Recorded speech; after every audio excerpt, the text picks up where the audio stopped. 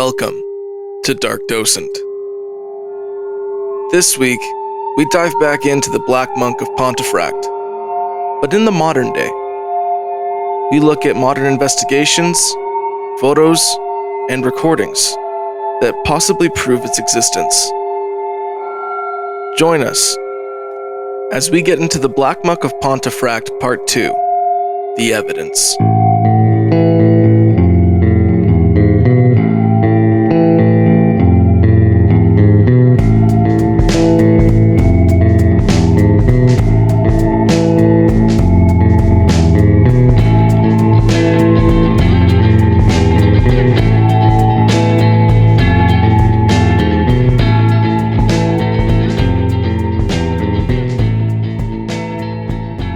So Joe, the father, is desperate, trying to figure out what he can do. Well, he grabs a bunch of herbs, because apparently some of these herbs will scare away spirits, one of which is garlic. He starts hanging garlic around the house, and a little time after this, Philip and Diane are in the lounge watching TV, and they see someone move past the frosted door that leads to the dining room from the lounge. So Philip goes over and opens the door, and he sees a tall black monk standing in the kitchen. The monk then floated into the ground and was never seen again. And that's the last time they had any encounter with the Black Monk of Pontefract. Joe really went with the, "Hey Fred, leave my daughter alone, you're scaring her a bit. Here's some garlic, piss off." Put that on a shirt. Here's some garlic, piss off. I mean, I don't know if that worked. Being a bit of a bell end, if I'm being honest. Here's the thing.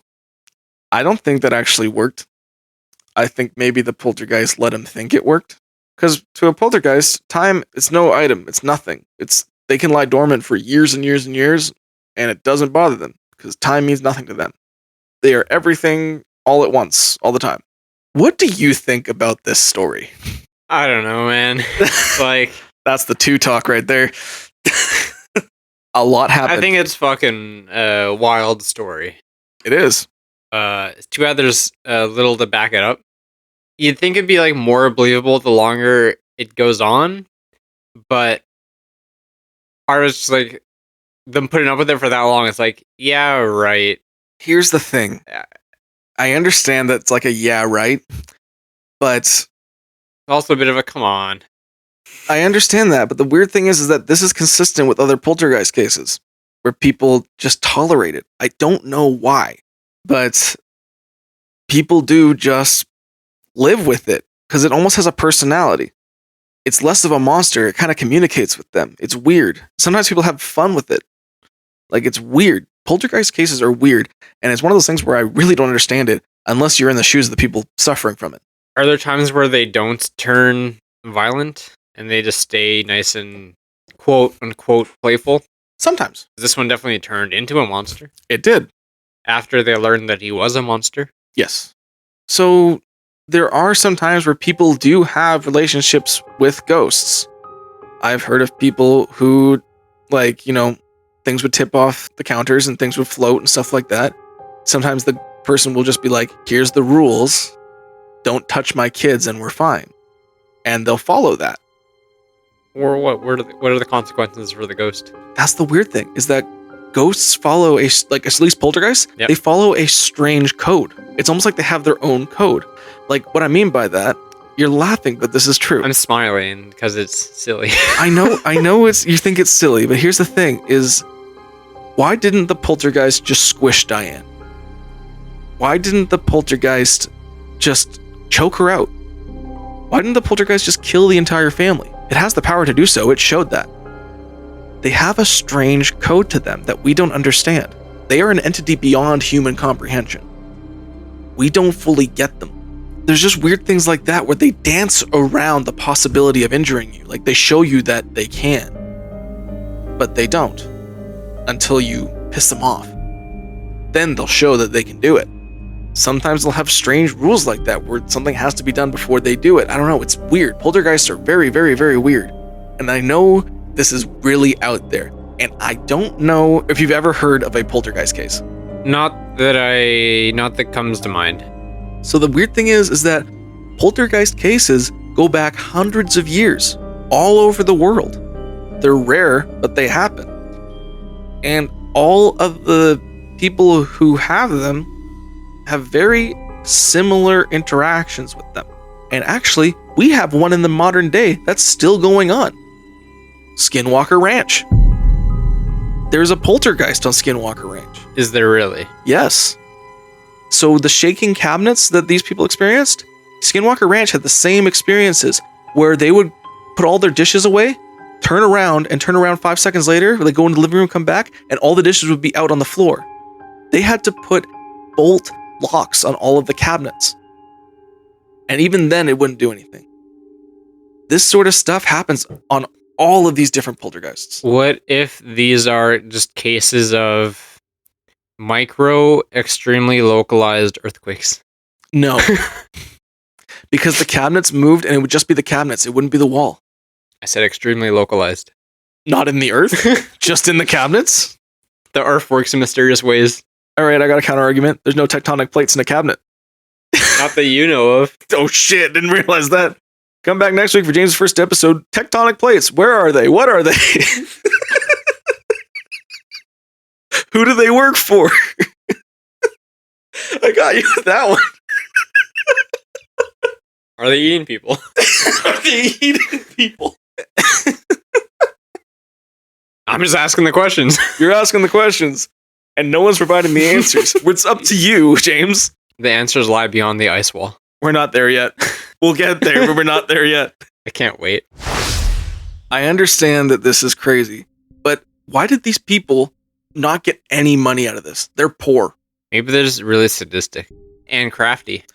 But the thing is that we have skeptics visiting this home and then becoming out believers. We had the mayor of the town visit the home. Is there like a newspaper, a news report, a radio broadcast? No, they didn't get this out anywhere. They didn't want this anywhere. Because, like, think about this. Pontefract's small town, right? Yes. Okay. So, you think a small town with presumably nothing going on would be like, hey, fucking ghost house. Yeah, but it's crazy. Anyone can see an egg fly across the living room. Here's the thing.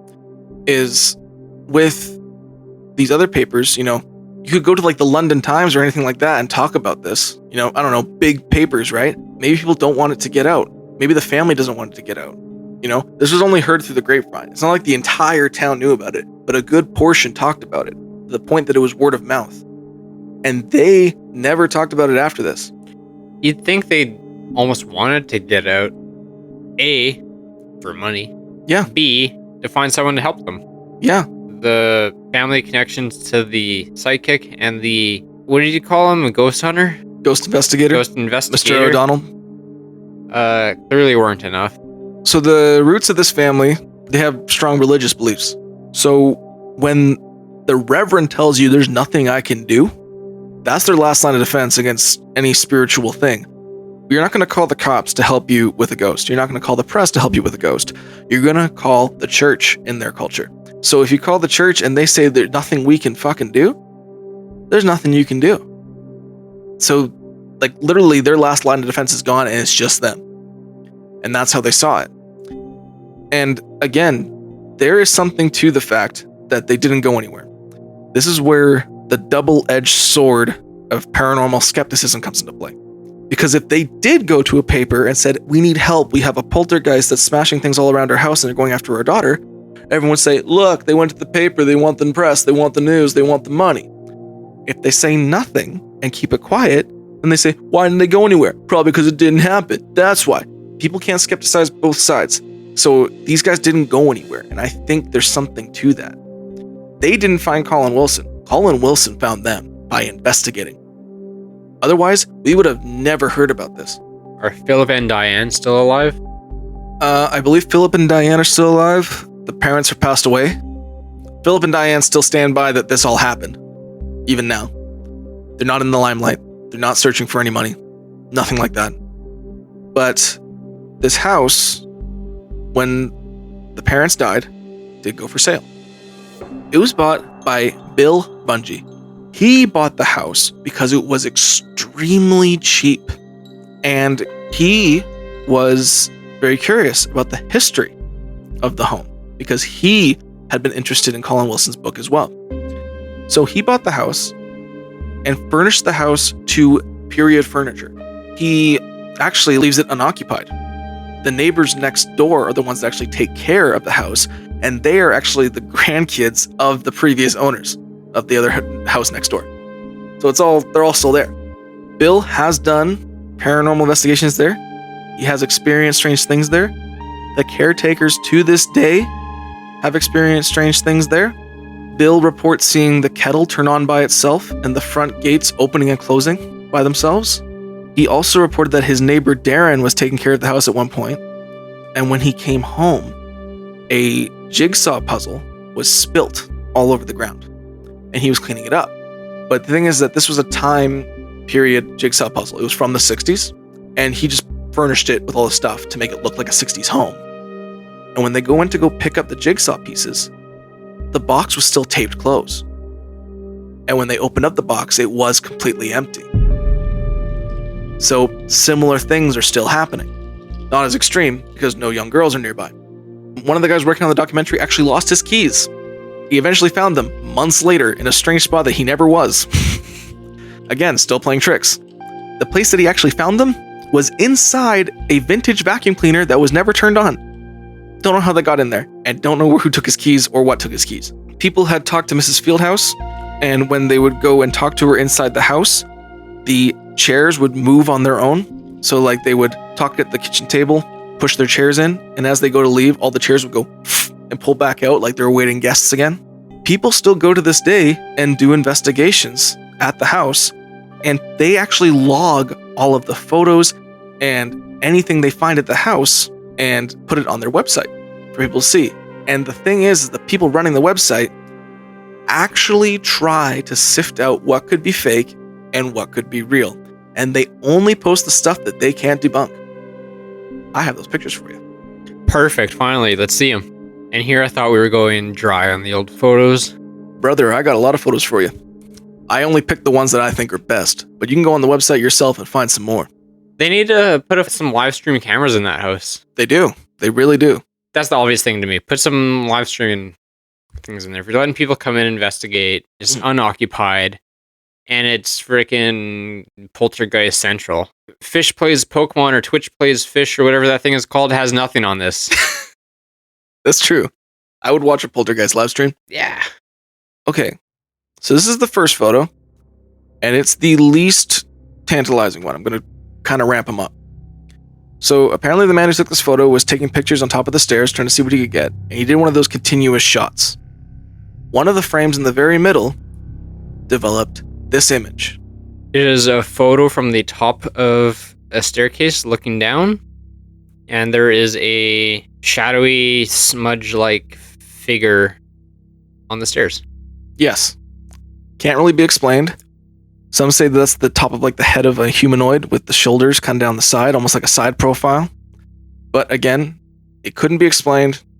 There's no smudge on the camera because there was other pictures taken next to this photo. They were taken simultaneously or in order, very close together.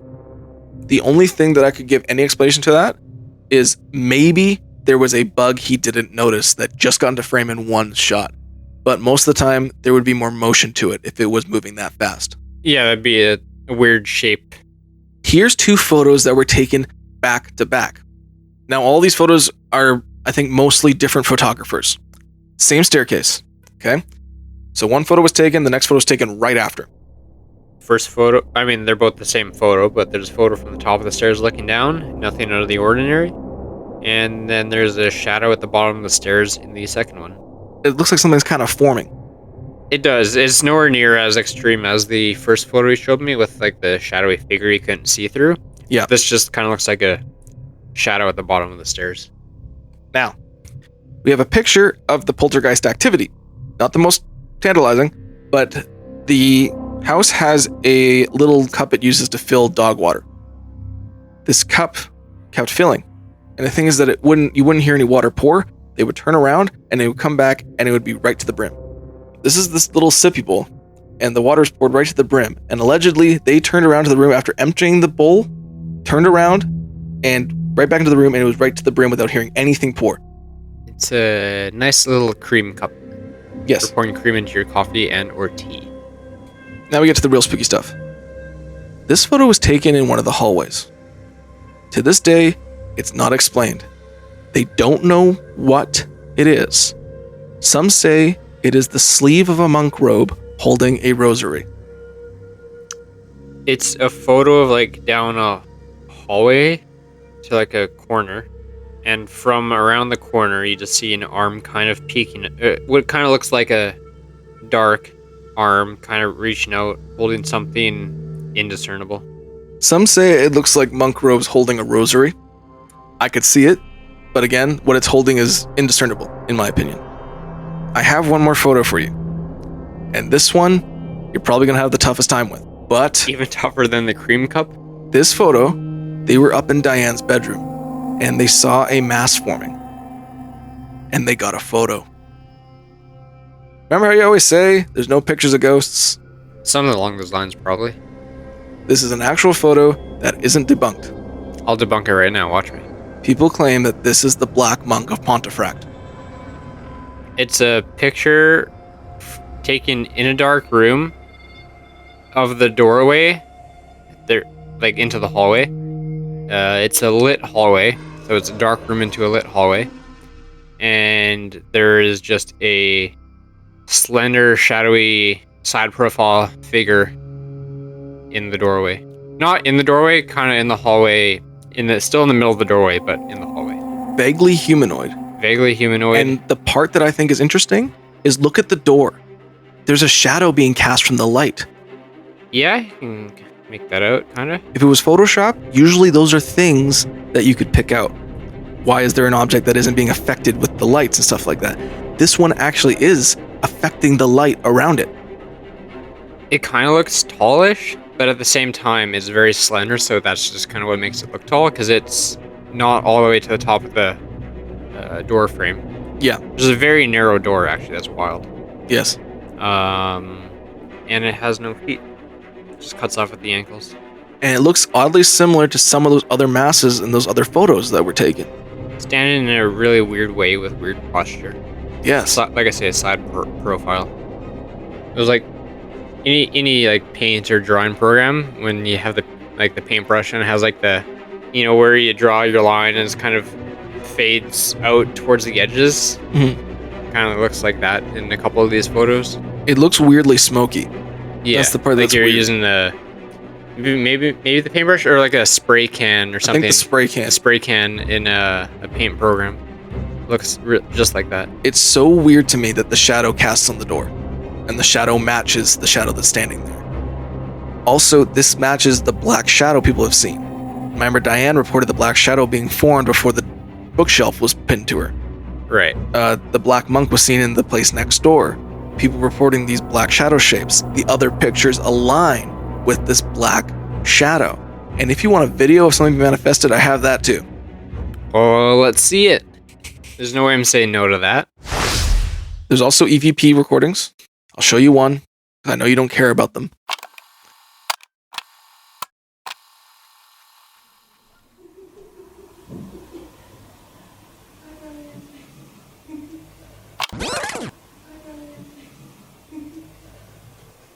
Nothing in that room to make that sound. Are we talking about the voice? That voice there, there's no one in that room for that. That was a video of a room. It's just a camera that was placed down, so there was no movement.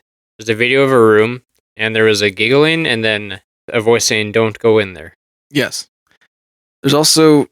Which, honestly, could have come from literally anywhere out of view of the camera. That's the thing, is these cameras are placed here, and I know that you don't care for the audio stuff. There's another audio thing capture where people were investigating around the house, and the guy handling the investigation said, I think it'd be better if we went downstairs. And there's two voices on there that aren't in the room. I will also add that was a very female voice that said that. It was. Did not sound like the Black Monk of Pontefract. We don't know what it sounds like or what it could be harboring, or it could be making up different voices for itself if it wanted to. There's another voice recording where there's an investigator in the house with, I believe, Mrs. Fieldhouse, the caretaker, and he said, I think it'd be best if we go downstairs. And you hear her, Miss Fieldhouse, go, yes. And then you hear another voice go, yes, I think we should. And then another voice say, yes, downstairs is best. But there's only 2 people in the room. Do they react to that in the video? No, you didn't hear it until they got the video back. That's the thing. And some people thought, like, if there was ghosts here, what if they thought they were part of the investigation too? Like, maybe they didn't even realize. If you look at, like, Bruce Willis in The Sixth Sense, he didn't know he was dead. What if they thought they were part of it? And there's other investigations where they're like, I think we should go in here. Or there's someone suggesting, don't go in there. Like, you hear that. Some Shutter Island shit. Very weird. So these are things that people hear.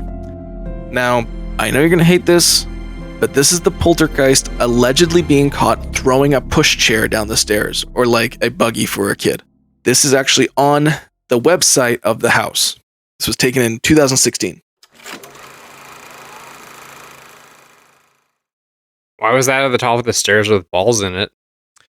Again, this is what they do to manipulate something. They wanted to leave something. Right, like the guy in that Roberts thing who put the ball on top of the glass case. Yes. And the things that they usually give something that can roll or something that can be manipulated easy for the ghost.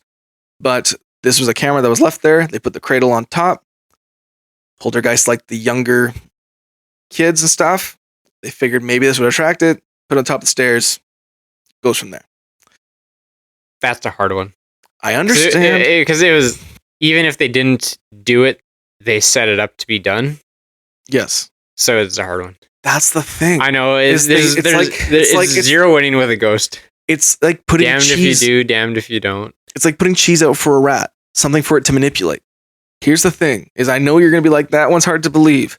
But I showed you photos. I showed you an audio recording. I showed you something getting manipulated. And there's a story without any publicization whatsoever. It had to be researched independently. What are you thinking about the Black Monk of Pontefract? Well, should we head towards conclusions, or is there more? That's all I got for you, but if you want to find more, you can easily find it. Right. There's a lot of pictures, there's a lot of recordings, a lot of things you can find on the website. And also you can stay there if you want. It's a B&B. Perfect. And I think it's pretty cheap if you want to go stay there. Well, we could... You're going to England next year, I think. Well, when we do our ghost tour, and we hit Florida, Afghanistan, and the UK. And then come back to the Okanagan to see the Ogopogo. Of course. Such an inconvenient tour. You really get around, though. That's true. Anyway, so do you wish to go right to conclusions? Or is there anything you want to bring up? Anything you want to discuss with me? I know ghosts are a hard sell for you, but I gave you an unfortunate amount of evidence today. Evidence is definitely a strong word. That picture of the shadow, are you joking me? Not just the pictures, but the entire situation around it is very, very interesting. Interesting, sure. You said the monk got guillotined or hanged? Hanged. Hanged there in the 1600s? Yes, sir. And then he didn't make an appearance until 1966? As far as we know, poltergeists are weird. As I said, they can lie dormant for hundreds of years and not think about it. Because presumably that house wasn't there in the 1600s. No, it wasn't. That's the thing. Is this was built in the more modern times. At this time, this was the gallows. That's where it was. Lots of people died there. A lot of negative energy resides there. I know you said time is different for poltergeists, but that's quite a bit of time to just be hanging around. For us. To them, it could feel like a few seconds. Potentially. Time is relative. And to a different being, it could be something completely different. Like when he first showed up for Philip, for that one night, and then not ever again for 2 years, that could have been a 5-minute break for him. The thing is that it's hard to do it with our brains, because this entity is beyond human comprehension, literally. Right. Some fourth dimensional Yahoo. It's making things appear. It's putting things through objects, like with the eggs in the farmer's box. It's doing things that we can't figure out, that break our understanding of the universe. I think the hardest part to believe of this, even like, I know you said they're attached to a person, but it's like after month 5, I'd probably get real sick of it and leave. But at the same time, it stuck to that location for all that time. Well, it never really left that location. It never did, and they didn't. The thing is, as well, Diane got older. It's not interested anymore. Like Philip, things only happened when he was 14. And then it moved on. It didn't happen that much. It only happened one night. And then Diane turns 14, and all of her puberty and stuff is providing it with energy and changes, and that's providing this poltergeist with the energy it needs to survive. That made it go wild, especially if you consider the history with the Black Monk. Yeah, creepy ass ghost. It's a creepy ghost. And the thing is that the poltergeist will appear playful and then turn on a dime and be very sadistic. And what Maureen and Vic across the street, they just like, nothing else from them. They didn't say, hey, why don't you guys come stay here? Or hey, maybe you guys should leave. It's just, hey, they're doing their thing over there. We're doing our thing over here. Sucks to suck. Well, they did get involved. They're the ones who performed the exorcism. I thought Joe performed it. No, that was Vic. Sorry. Yeah, no, people were still involved with this. Like all the neighbors around here still knew about this. Lots of people were coming over to help them. Lots of people were coming over to experience it. There's a lot of corroborating witnesses that all claim the same thing, and no one has reached out to get any sort of money or publicity from this. That's the part that's weird. Sounds like it could be made into a movie if it weren't for the anticlimactic ending. Actually, it was. It was made into a movie in 2012 because Bill Bungie, the man who bought the house, was actually a movie producer. Oh. And he made a movie very, very, very loosely based on the house. I believe he used some of her location and stuff like that, but he basically took the idea of house and made his own movie based on it. Right. It's a 2012 film called When the Lights Went Out, but Bill Bungie was a part of that movie, and he based it on 30 East Drive. Well, how about that? Hopefully it had a more exciting ending. I'm not sure. I haven't seen it. Oh, garlic. No! They probably did make it more exciting. Well, I think I'm running out of questions here that I can think of. I know this is going to be hard for you, but I just want you to really think about the amount of witnesses and the amount of experiences that all tie in together on this one. And the pictures and audio and video I showed you. I always say there's no evidence of ghosts. I'm giving you evidence of ghosts, even if you don't want to believe it. So think about this when we go to our conclusion. I will think about it real hard. Please do. Let's go to our conclusions. So, James, today, on the case of the Black Monk of Pontefract, on our scale from 1 to 5, 1, I'm an idiot. 2, you're skeptical. 3, you're on the fence. 4, there's something strange here. 5, there is a poltergeist at 30 East Drive. What are you coming down to today? I'm going to be honest, Jake. It's not going to be super high today, I don't think. Yeah, I didn't think so. And it'll be for a few reasons. Just that I can't really get past. I can't get past that they put up with it for all that time and didn't leave. I can't get past that there's no like news reports, no police report. These were local police that were into it. What the hell were they supposed to do? They were like, it's a ghost. We can't do anything. I don't know, jot something down on a notepad and file it away. It's out of their jurisdiction. It's the fucking ethereal realm. Escalated then, I don't know. There's probably something else I couldn't get past that I'm blanking on right now. But I can't even remember the other reason why I don't like this. Anyway, cock the gun. How many do I need? Now, before you come down to that final decision, you can't get past the 2 or 3 things that you can't get past, one of which you can't remember. All of the witnesses, corroborating statements, all of the neighborhood witnessing, experiencing, and seeing these things happening, the people who did not find any publicity or any money from this, the pictures that we still get today, the audio recordings we still get today, which is evidence, the best evidence I can give you when it comes to ghosts, all of this stuff, does it really overshadow the fact that some local cops didn't file a report? Yeah, that was one of the other things I was going to say is the evidence you showed me. There's like, and I know, but there's no winning with evidence. It's fake if there's some, it's fake if there's not any. According to you. According to me. As someone who is not a believer in ghosts, I'm gonna fucking show you a photo right now. Hey, when it comes down to it and you show me an audio recording and it's a woman's voice saying don't go in there, and we just talked about the Black Monk for 2 hours, that chalks up to... Yeah, man, I don't know.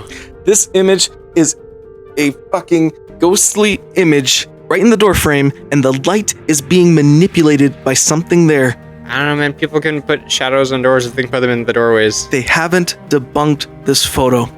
That's all I'm saying, is this photo has not been debunked, and it has light manipulation, and it's a shape that matches the shadow, even matches the shadow on the door perfectly.